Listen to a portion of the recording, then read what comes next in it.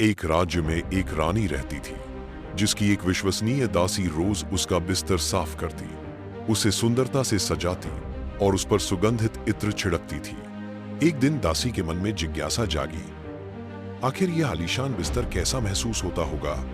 दिन भर की थकान से वह बेहद कमजोर हो चुकी थी और कमरे की ठंडी हवा उसे और भी नींदिल बना रही थी। उसने सोचा कि बस कुछ क्षण आराम कर लूं। जैसे ही वह रानी के बिस्तर पर लेटी, तुरंत गहरी नींद में डूब गई। उसी समय रानी वहां पहुंच गई। दासी को अपने बिस्तर पर सोता देखकर उनका क्रोध फूट पड़ा।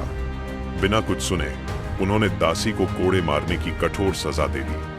दासी पीड़ा से तड़पती रही, चीखती रही, माफी मांगती रही, लेकिन रानी के हृदय में जरा भी दया नहीं आई। कुछ देर बाद दासी अचानक रोना बंद कर हंसने लगी।